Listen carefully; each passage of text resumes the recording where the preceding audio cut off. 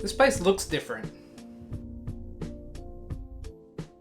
Hey, I remember this stuff. Hello and welcome. I'm your host KB and you're watching the Retrospective. 1, 2, 3, 4.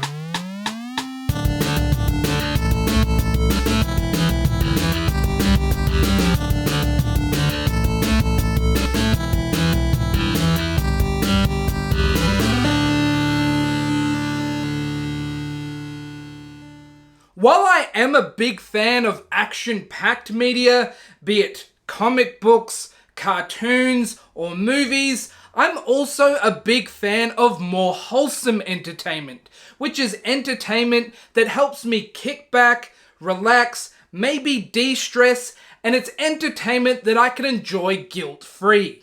This entertainment can come in many forms, but some of my most relaxing experiences come in the forms of video games like Stardew Valley, or in cartoon form, with the prime example being the TV series Arthur. Premiering in 1996, the show is based around the series title character Arthur Reed, a young anthropomorphic aardvark, and his daily experiences as a kid.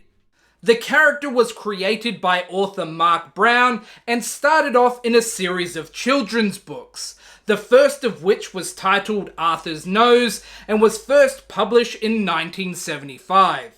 Each half-hour episode is comprised of two main stories with intro segments or bumpers that would air before or after the two main stories. Early on in the show's run, these bumpers would regularly feature real-life classroom settings where children would talk about a range of subjects like lessons learned during a certain episode, list their favorite foods, or talk about their experiences during school. With the show being geared towards a younger audience, these types of segments gave the show an element of relatability and added just a touch of educational value. As expected, the bulk of stories revolve around Arthur and his family, who live in the fictional town of Elmwood City, but there is quite a large supporting cast who also get a fair amount of stories throughout the series. While recurring characters like Binky and Muffy do get a number of their own episodes, a larger number of episodes would feature Arthur's younger sister, DW, as well as his friends, Francine Frensky and Buster Baxter.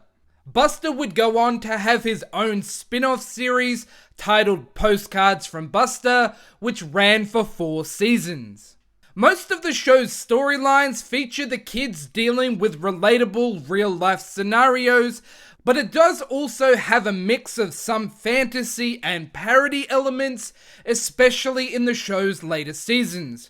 We get episodes like Freaky Tuesday, where Buster and their teacher Mr. Ratburn switch bodies, plus a number of episodes featuring Arthur's dog Pal speaking to other animals in a British accent for some reason, and he can even communicate with Arthur's baby sister, Kate.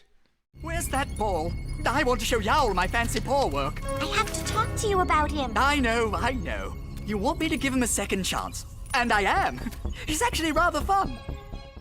A staple of PBS's programming, the series was originally produced by Cookie Jar Entertainment, but has gone through a number of different production companies since its inception. Having aired for 25 years at this point, the animation and look of the show has changed with the times, but the overall art style and character designs have remained the same. Voice talent-wise, characters which are voiced by adult actors such as Buster, Muffy, or Binky have retained the same voice actors since the show's beginnings. But characters voiced by children, such as DW and Arthur, have had multiple actors portray them, as they usually cycle out the voice actors once they grow older. That's it! You're doing it! You're roller skating! That was great. Yes, we're American citizens. But I didn't take any test. Did you? And are you sure you passed? If you're born in the United States, you're automatically an American citizen. Sometimes I wish I lived in a quieter place. The circus is coming, the circus is coming, the circus is Like coming. the middle of the desert or circus is Mars, coming. maybe?